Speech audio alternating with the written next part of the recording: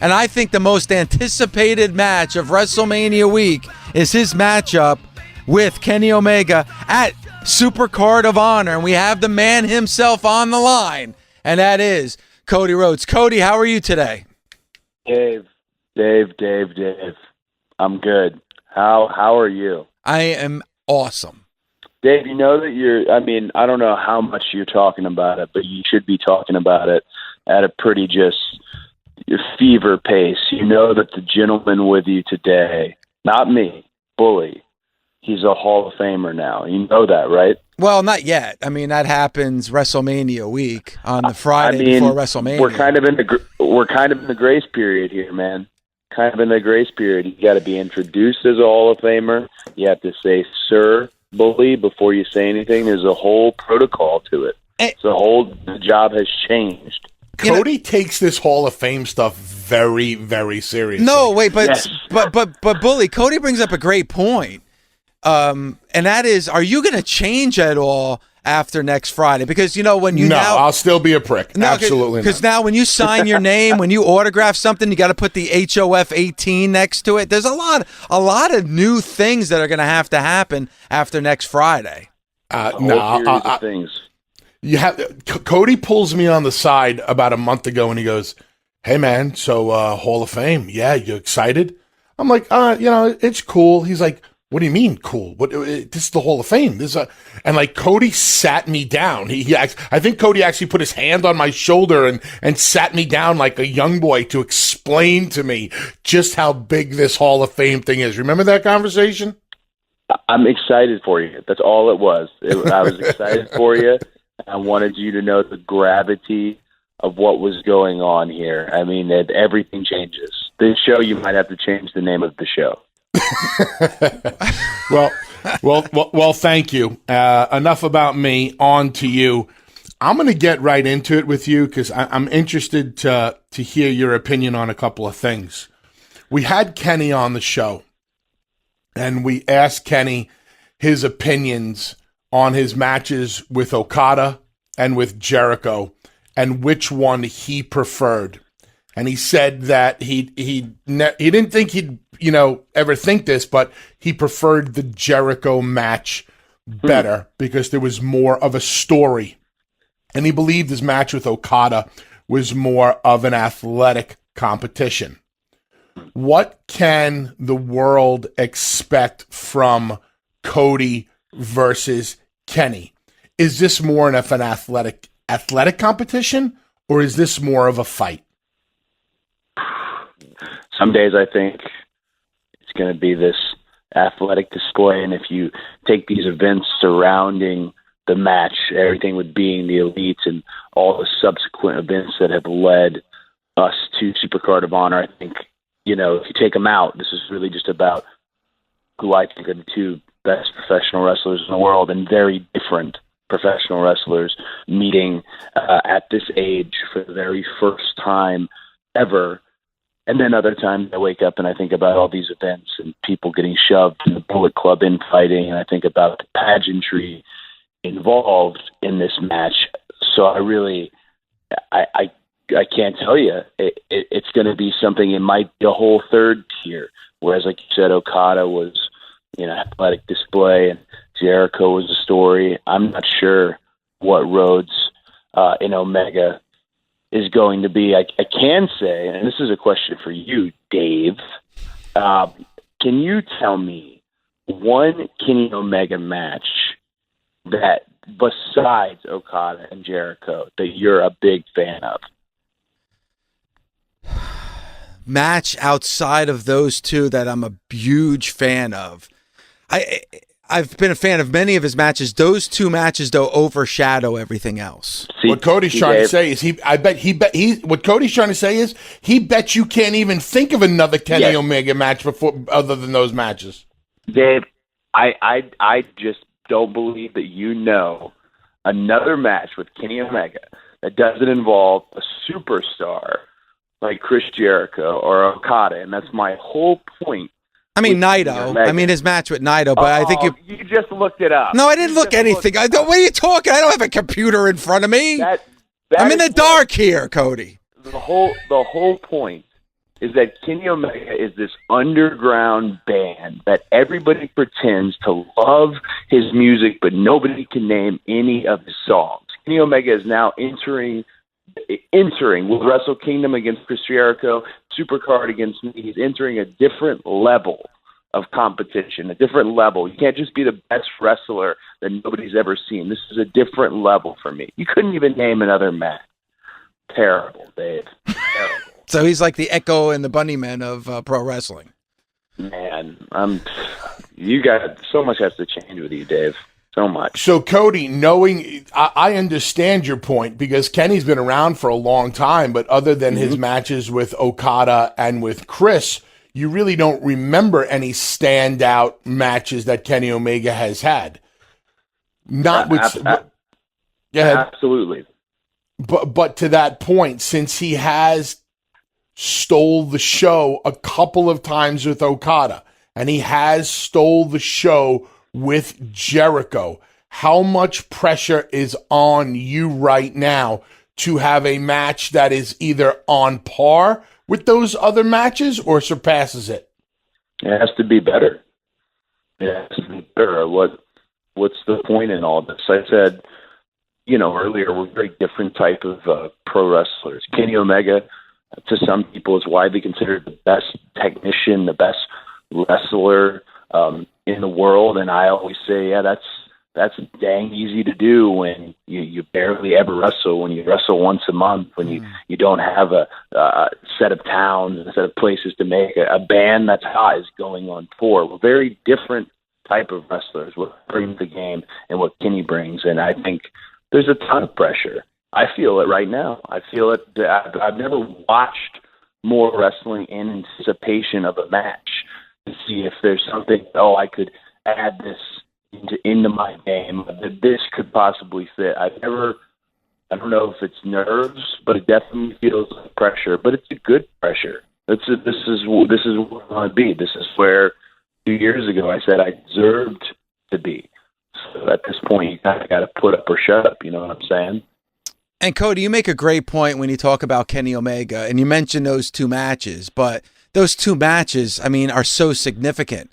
That match with Okada, some people say that's the greatest WrestleMania or greatest wrestling match in 25 years. That match with Jericho, people say that's probably Jericho's match of his career. When we look back at Supercard on April 7th, what are we going to be saying about that match? Is that going to be the quintessential Cody match? I think this match at Supercard will define the Bullet Club era. It's really what I think. The Bullet Club has transcended its initial faction's popularity. At most shows, if you look to your left and you look to your right, there's a variation of a Bullet Club shirt. And who knows when all that will end? Who knows if it will go on? The leadership of the Bullet Club is on the line at Supercard. There is a title on the line, and it's that leadership. I think this will define the Bullet Club era, and I think we're entering the best era of the Bullet Club.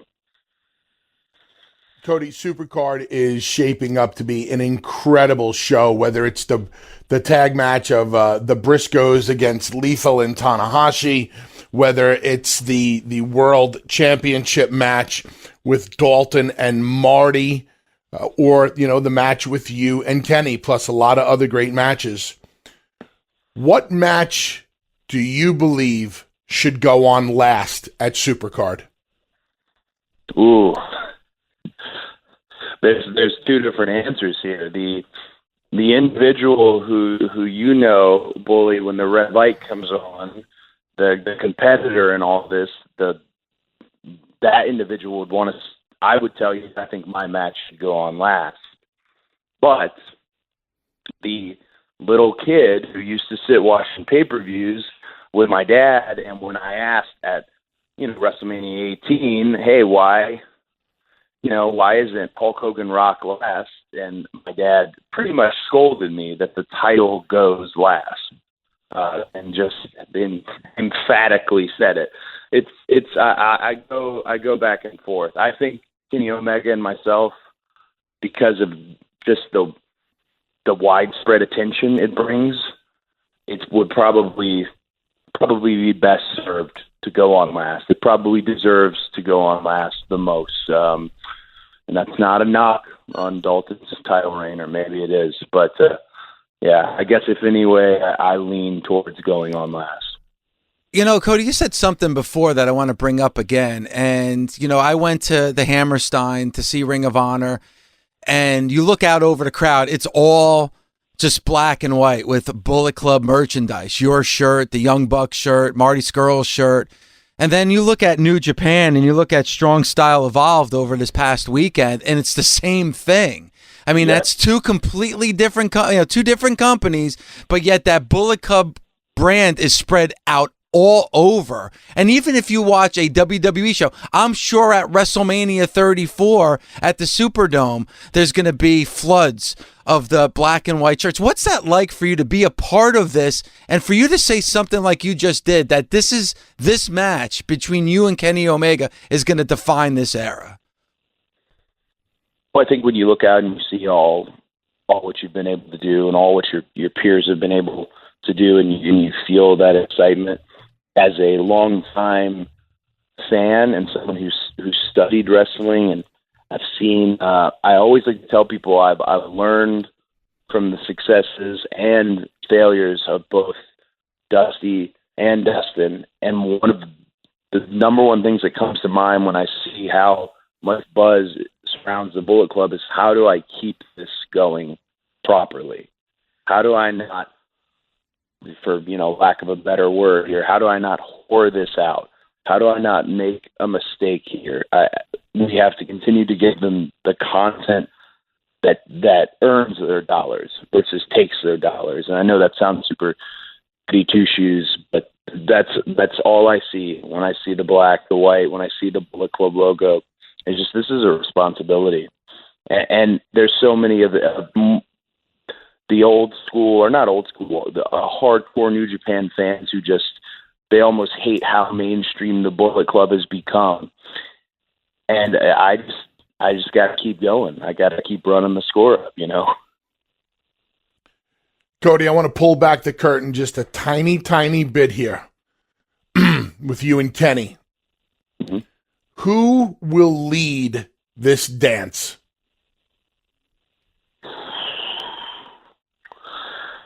Brandy. She's going to lead the whole thing. Brandy? Yeah, I thought so. I thought you'd say that. Brandy's going to lead us through it. Because it's the first time ever, in trying to fairly answer the question, being the first time ever, I don't think they'll know until, the first series of discussions, or I may not even know until ding, ding, ding. We don't have we've had some tag matches together in New Japan Pro Wrestling. We've been on the same team, but never has there been, we've never done this dance. So that's a scary thought. Do you think Kenny will be open? Scary thought. Do you think Kenny will be open to your level of psychology? I think one of the things that makes Kenny great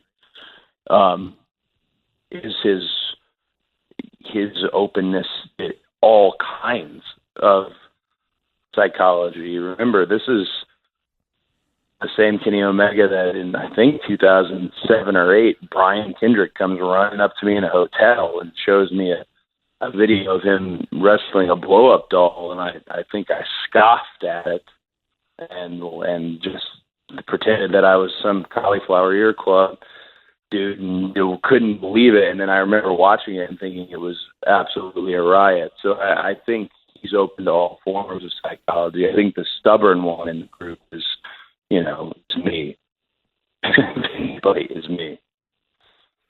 April 7th is Supercard of Honor. Everyone's excited. Again, the most anticipated match to me of the week is you and Kenny Omega. And then we have WrestleMania that's taking place at the Superdome. And I know for us here on Busted Open, we're all focused about next week. We're doing a bunch of shows out in New Orleans, anticipating everything that's going to happen that Sunday.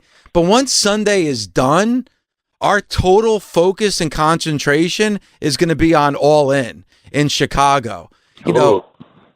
So, I mean, and I think that's not just here on Busted Open. I think that's the whole wrestling world. Again, what do you what can we anticipate for All In September 1st, and what are you focusing on for September 1st in Chicago? I mean, it's so crazy, the wrestling world, how they've gravitated towards it. What went from being this singular event that I hoped could be an absolutely outstanding wrestling show that would showcase today's active, wrestling. It's become something completely else, and I've lost sleep over it, and it's a good losing sleep. It's really fun to organize. You'd be blown away by the amount of side elements that have now been attached to All In. So guaranteed for folks who are planning to attend All In, the whole weekend is now being designed as an event for the fans. We're putting the podcast convention, StarCast, together that weekend. This morning before we spoke, I talked to the Sears Center. They want to do a full tailgate where they provide food and everything in their parking lot with, local entertainment and a dress from me. It's turned into something that just blows me away. So I hope you be part of it. Damn, you got to be there. Dave, you got to be there live, man. Of course, man. Busted, I can almost guarantee. Again, I don't make those executive decisions, but believe me, Alex Metz, our producer, and I are in Mother Marissa's office almost every day saying that we have to broadcast live from All In. So I would be shocked if we're not a part of that week. Yeah, you need to broadcast live from the All In weekend, and you need to get one of the the Bullet Club folks attached to it. They need a live one night before. We need to make it happen. You're talking to the wrong people, though. You got to talk to Bully. That's what happens with the Hall of Fame thing. Well, I mean, no, but at least for right now, Cody, Bully and I are partners. We're friends, man. Him and I are friends, so I can't see that changing after next Friday. I can't. I don't know. I worry. I turn quick. Yeah. Hey. It's been a good ride, Dave. Hey, Cody, on a much, much different note here, completely out of left field. Do you have as big of a problem as I do with Zack Ryder and all of his action figures? I'm so glad you asked, because the level of heat between Zack Ryder and myself currently is palpable. It's at an all-time high. He purchased a home in Orlando, Florida, his first big home after 10 years of living with his parents and saving money. 10 years of living with his parents. He finally purchased his big home, and I have heard that 2 of the bedrooms, I have it from a very, very, very credible source, 2 of the bedrooms are filled with his toys. And it just eats at me. I had to unfollow him. He is my friend.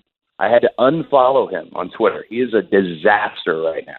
Absolute disaster. Between all the pictures of the action figures and the selfies of himself at 3 a.m. and the "I love you so much, baby" to his girlfriend, isn't it a bit sickening? I told him yesterday in a text, it was cringe. Every tweet was becoming cringe, and he is a example of the Laurinaitis era of Superstar. When John was the head of talent relations, he was really big on physique, and that was in this 2007 era that if you got really jacked, Vince would absolutely go, Yep, that guy, we're going to use him. Zach's continued body transformation is not doing it for him. Yet he's still. Have you seen a picture of Zach when he started to now? It's like a Michael Jackson transformation. It makes no sense, none of it. And he's still puffing his chest, walking by Vince's office. I get so pissed off at Zach. So pissed off. I'm pissed off now. Just disaster. I think I might have to unfollow him just based on this conversation. And here's where both of you should consider unfollowing him. Is this will offend both of you. He's a fake Star Wars fan. He is a fake Star Wars fan. It's not real. He has a full-size, frozen in carbonite Han Solo in his living room. And he cannot confirm for me that he's ever even seen the original trilogy. He's a fake Star Wars fan. Nothing worse. Wow. Big heat. There's bigger heat with you and Zack Ryder than you and Kenny Omega. I love it. I think there is. I really do. Oh, he's such a bottom feeder. Just who doesn't like? Why pretend? Who are you pretending for on the Star Wars thing? Who? And why? Here's the other thing. It's the last thing I'll say about it. You're collecting toys. You're collecting WWF, Hasbro, Mattel's. You work for the WWE. How embarrassing that you are collecting toys made by the company you work for. You got to give that up once you get the paycheck, once you get the job. Just real frustrating, guys. Real frustrating. I told Cody yesterday, I said, don't worry, when you come on the show tomorrow, we're going to spend a large portion of the interview burying Zack Ryder. And that's exactly what we're doing right now. And I feel I've vented it out. He's a friend, but man, there's got to be some changes made. That social account is just cringe. And then obviously I told you, Bully, yesterday about the most shocking, the full story of the podcast that never was. Yep. We were going to do this theme park podcast because this is our, silly passion. We are more into theme parks than most folks, and we go to them all the time together. We were in this podcast discussing them. And the series of events that have led to the podcast not happening, the first kick in the balls was he told me, I have to ask Paul, meaning he'd have to ask Triple H if he could do a podcast with me about theme parks. That was the first one. That was a total kick in the balls. And then as I finally get up off my seat and I stand to let's still go, let's put this podcast together, he says he's considering doing it with another wrestler who you may or may not know named Kurt Hawkins. And that right there, that's where the unfollow happened. It's nearing critical mass with me and Long Island IZ. Well, I can always come on, Cody, and talk about Action Park in New Jersey. I mean, I almost drowned in the wave pool there back in 1987. So there you go. You seem busy, Dave. You seem busy. Everything cool with you and Nick Jackson, by the way? Of course it's cool. Nick Jackson is my best friend forever, a BFF. You and Bully are friends. You know what friendship is like. It's cool. Did you really? Kenny Omega grabbed me by the arm, and I shoved back, and it wasn't him, and it was Nick Jackson, and I had to see the look in his two children's eyes when that happened, which is a terrifying experience for a competitor, performer, whatever the heck. And but I apologize. First thing I could do was apologize. So, I mean, I know you're always saying that the Bullet Club is fine. You legitimately do believe that everything is cool with you and the Bucks? I think everything is as cool as it ever was. I think the common denominator is All In and us working on All In very hard together. And I think that's kind of moved us away from any of what I like to think of just kind of Kenny shenanigans. More Kenny shenanigans. He's a pot stirrer, Bully, and you know what those do in the wrestling business. He's just a pot stirrer, and at this point, essentially being excommunicated from Bullet Club, he has no place anymore. There's no way for him to stir this pot. Good stuff. Supercard of Honor coming up April 7th. Of course, the main event and the most anticipated match of the week, Kenny Omega and Cody Rhodes. Cody, thanks so much for the time today. We really appreciate it. Thank you. Thank you guys very much, as always.